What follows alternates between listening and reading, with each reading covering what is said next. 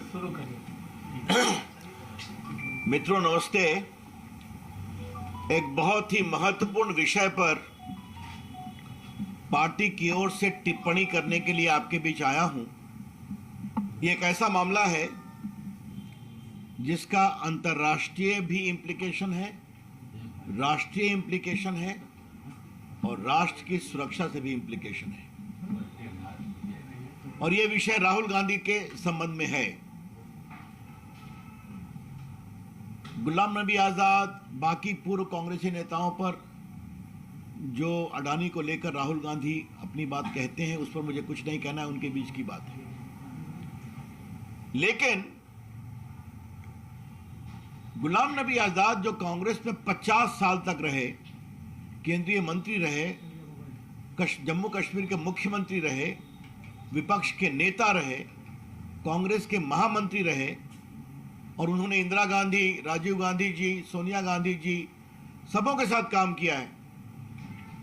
उन्होंने एक बहुत ही गंभीर आरोप लगाया है कि राहुल गांधी जब भी विदेश जाते हैं तो कई अनडिजायरेबल बिजनेसमैन से मिलते हैं। और गांधी परिवार के प्रति मेरा सम्मान है, लेकिन गांधी परिवार का कई व्यापारी घरानों से संबंध है। Mr. Ghulam Nabi Azad has clearly stated that whenever Mr. Rahul Gandhi goes abroad, he meets many undesirable businessmen. And the Gandhi family has close association with many business houses. थोड़ा मैं आपको सुनाना चाहता हूं। Tweet from Mr. Rahul Gandhi mentioning your name and associating with Adani and all. How do you feel after seeing that tweet? It is shame.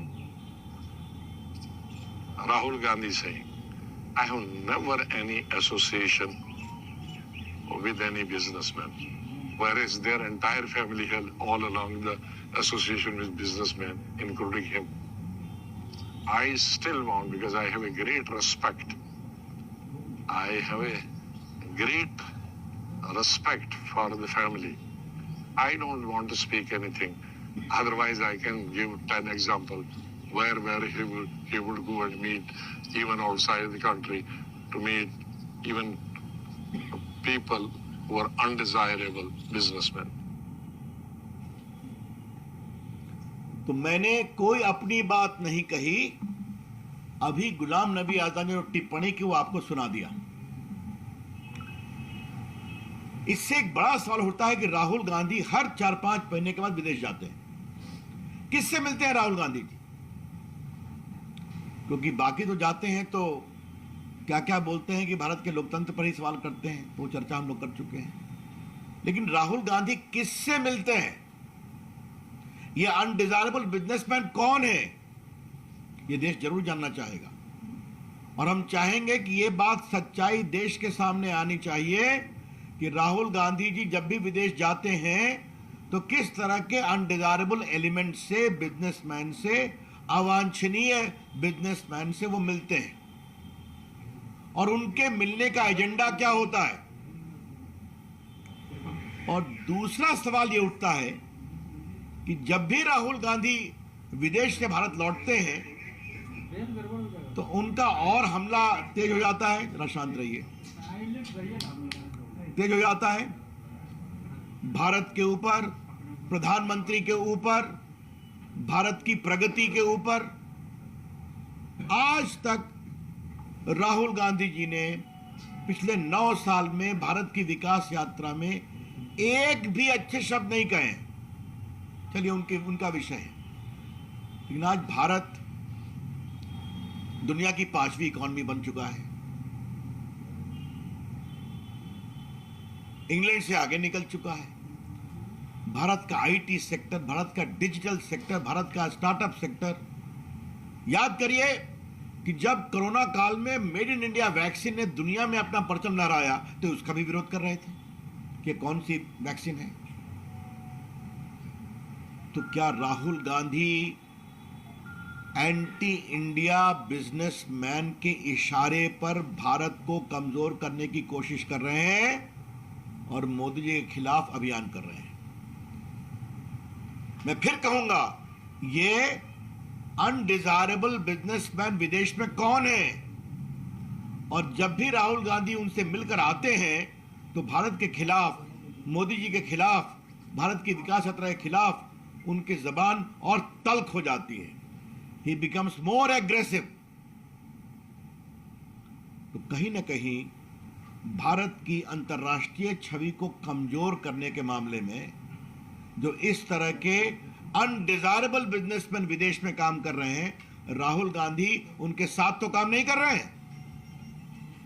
इसीलिए कोई भी बात करें, स्टार्टअप तो मजाक करेंगे, भारत का मेड इन इंडिया वैक्सीन जो दुनिया में 80 देशों में गया उसका मजाक बनाएंगे, लॉकडाउन का मजाक बनाएंगे, भारत की आर्थिक प्रगति का मजाक बनाएंगे और बाकी बात कहते हैं। तो भाजपा का स्पष्ट आरोप है कि श्री गुलाम नबी आजाद ने जो 10 कम से कम अनडिजायरेबल बिजनेसमैन की बात कही है, जिससे राहुल गांधी बाहर मिलते हैं। राहुल गांधी बताएं ये बिजनेसमैन कौन है, ये देश के सामने आना चाहिए। दूसरी बात कि राहुल गांधी का एजेंडा है क्या, वो चाहते क्या है? राहुल गांधी ने आज तक बोफोर्स के खिलाफ कुछ कहा? आज तक कोतरोकी को कैसे भगाया गया हिंदुस्तान से, और कोर्ट के आदेश के बावजूद तत्कालीन कानून मंत्री हंसराज भारद्वाज ने अपने लॉ अफसर को भेजकर लंदन में जो उनका डील का मनी छुड़वाया बैंक से जो सीज था, इस पर कुछ कहा? क्या राहुल गांधी ने नेशनल हेराल्ड केस में वो बेल पर है अपनी माताजी के साथ 5,000 करोड़ की संपत्ति, क्या दिल्ली, क्या लखनऊ, क्या चंडीगढ़, क्या मुंबई, क्या पटना, ये सारी प्रॉपर्टी जो नेशनल हेराल्ड ट्रस्ट की थी उसको उन्होंने फैमिली ट्रस्ट बना करके ले लिया और उनका सब लोन माफ कर दिया कांग्रेस पार्टी का। और आज उनकी और उनकी माताजी का 76% उसमें स्टेक है। उस पर क्रिमिनल केस चल रहा है, बेल नहीं मिला उनको। इस पर उनको क्या कहना है?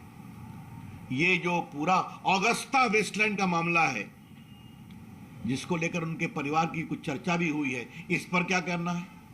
बाकी में 2G और कोयला घोटाला और कॉमनवेल्थ और आदर्श कॉपरेटिव की चर्चा तो कर चुके हैं, लेकिन ये जो पूरी बातें सामने आ रही हैं, राहुल गांधी इस पर कुछ नहीं बोलते।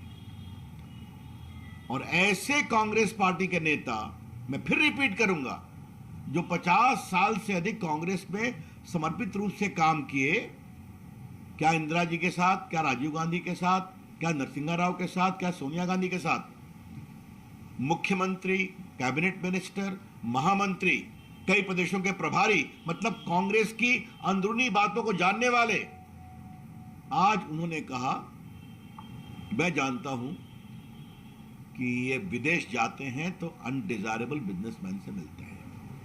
ये बहुत ही गंभीर विषय है। भारतीय जनता पार्टी अपेक्षा करेगी कि ये कौन से बिजनेसमैन उनको बताया जाए, राहुल गांधी उनसे क्या व्हीलिंग डीलिंग करते थे ये भी बताया जाए, और क्या भारत के विकास की, प्रगति की यात्रा को कमजोर करने में राहुल गांधी की यही भूमिका है। उनसे षड्यंत्र करके मिलकर आते थे और हमला करते थे। एक अंतिम बात कहनी है कि अडानी रोज प्रकरण जपते हैं वो। मैं फिर रिपीट करूंगा, अडानी को विदेश में पहली खान कब मिली? जब मनमोहन सिंह की सरकार 2009 में, 2011 में बड़ी खान मिली उनको न्यूजीलैंड में, ऑस्ट्रेलिया में। तो क्या मनमोहन सिंह जाते थे क्या? आज राहुल गांधी जवाब दें, 65,000 करोड़ रुपए का पूंजी निवेश अडानी आपकी सरकार राजस्थान में कर रहे हैं कि नहीं, जहां अशोक गहलोत जी मुख्यमंत्री हैं? अडानी का पोर्ट बन रहा है कि नहीं केरला में, जिसको कांग्रेस पार्टी ने ओके किया और आज सीपीएम सीपीआई की सरकार उसको एग्जीक्यूट करवा रही है। अडानी को कोयला खदान का एक्सपेंशन छत्तीसगढ़ की कांग्रेस सरकार ने दिया या नहीं दिया? और बाकी बंगाल में भी 15,000 करोड़ का पूंजी निवेश हो रहा है। तो राहुल गांधी कुछ नहीं बोलते हैं इस पर, आज तक जवाब नहीं देते हैं, और खाली झूठ बातें करना, बेबुनियाद आरोप लगाना उनकी फितरत बन गई है, इसके हम बहुत भर्त्सना करते हैं। लेकिन राहुल गांधी जी, आज आपके खिलाफ आरोप आपकी पार्टी के एक 50 साल के कर्मठ नेता ने लगाई है कि आप विदेश में अनडिजायरेबल बिजनेसमैन से मिलते हैं और मिलकर जब हिंदुस्तान आते हैं तो भारत के खिलाफ, सरकार के खिलाफ आपका स्वर और आक्रामक होता है, गलत बयानी और झूठ के साथ। आज इसका जवाब आपको देना पड़ेगा। मैं राहुल गांधी की इस पूरे आचरण की बहुत भर्त्सना करता हूं और आज जिम्मेवार स्रोत से इसके प्रमाण मिले हैं कि राहुल गांधी भारत विरोधी ताकतों के खिलाफ के साथ विदेश में काफी सक्रिय रहते हैं। कांग्रेस पार्टी को लेकर एक बड़ी अजीब स्थिति भी है कि सचिन पायलट अपनी ही सरकार के खिलाफ धरने पर बैठने जा रहे हैं। अब ये सब आप उनसे बात करिए ना, उनकी कांग्रेस पार्टी संभलती नहीं। सर राहुल गांधी अभी हार गए पूरे नॉर्थ ईस्ट में, तो छोड़िए इस बात को। सर राहुल गांधी पे इतने गंभीर आरोप है, फिर हमारी सरकार उन पर इतनी लिबरल क्यों है, कठोर कार्रवाई क्यों नहीं की जा रही है? हम किसी को न फंसाते हैं न किसी को बचाते हैं। ये जो पूरा नेशनल हेराल्ड का मामला चल रहा है, कोर्ट के द्वारा चल रहा है, बेल पर है। ये ईडी हो या सीबीआई हो, सारी इंक्वायरी हो रही है ना, तो सारे पैसे आ रहे हैं ना। दमाशी के खिलाफ भी तो वो भी बेल पर है ना, तो ये सारा एविडेंस पर बेस्ड है। लेकिन फिर कह रहा हूं, आज की टिप्पणी क्यों महत्वपूर्ण है कि एक ऐसे व्यक्ति ने आरोप लगाया है जो 50 साल तक कांग्रेस का एक बहुत ही वरिष्ठ नेता रहा है। प्रधानमंत्री नरेंद्र मोदी जी की डिग्री को लेकर के जो विवाद चल रहा है, तो उस पर एनसीपी नेता शरद पवार ने भी कहा ये सब फालतू की बात अब है। चलिए छोड़िए इस पर। अब हताशा में दी गई अरविंद केजरीवाल की टिप्पणी पर मुझे कुछ नहीं कहना शरद है। पवार जी ने कहा है कि आज का विषय राहुल गांधी का है, ठीक और है। बिहार की बात भी कर लीजिए, स्टार की पॉलिटिक्स चल रही है, नीतीश जी और राहुल पर कुछ और कहना है? नरेंद्र सिंह तोमर ने भी कहा राहुल गांधी को लेकर के हो गई बात। मैं पार्टी की ओर से अधिकृत बोल रहा हूँ ना, और कोई बात बिहार की बात। मैंने बिहार की बात एक राहुल गांधी पर कोई टिप्पणी तो नहीं। नीतीश कुमार बिहार पर एक ही टिप्पणी करनी है, नीतीश कुमार जी लोकतंत्र लोक लाज से चलता है और लोक लाज का यह भी तकाजा होता है कि रामनवमी की शोभा यात्रा भी निकले, ताजिया भी निकले, मुहर्रम भी निकले, नवरात्रि भी हो, शिवरात्रि भी हो। क्योंकि हिंदुस्तान की बगिया में कई फूल हैं, तो हर फूल को अपनी आस्था को मनाने का अधिकार है, वो अवसर मिलना चाहिए और आपको सुरक्षा भी देनी चाहिए। क्या संदेश दे रहे हैं आप कि आपके गृह जिला नालंदा या सासाराम में अभी तक तनाव है, लोग परेशान हैं, और अब तो मीडिया के लोगों ने बता दिया कि वहां पर अगर पूरी पुलिस सख्त होती जैसे पिछले बार थी तो ये घटना नहीं होती। तो आप इफ्तार करिए, अभी आपका अधिकार है, बड़ी टोपी भी पहनिए। आप संदेश क्या दे रहे हैं, ये बड़ा सवाल है, और इसका उत्तर मैं श्रीमान नीतीश कुमार के ऊपर छोड़ता हूं। वो बार बार कहते हैं मैं सबको साथ लेकर चलता हूं। ये कौन सा है आपको सबके साथ लेकर चलने का आपकी सोच, और क्या है आपका सुशासन? अच्छा होता कि इफ्तार भी खिलाते और नालंदा भी जाते और लोगों को मरहम लगाते, सासाराम भी जाते। नालंदा में किसान धन्यवाद। चलिए ओवैसी ने भी ट्वीट किया है कि अब बस इस पर अब एक जातीय में जो आग लगी सर, अब आज का विषय राहुल गांधी का है। थैंक आप यू। गए थे, नीतीश कुमार नहीं गए वहाँ। आप कौन? शासन में जो आग लगी थी बगल में, नीतीश कुमार अब नहीं चलो गए। भैया, हो गया, चलो। ठीक है राहुल गांधी। धन्यवाद। चलिए।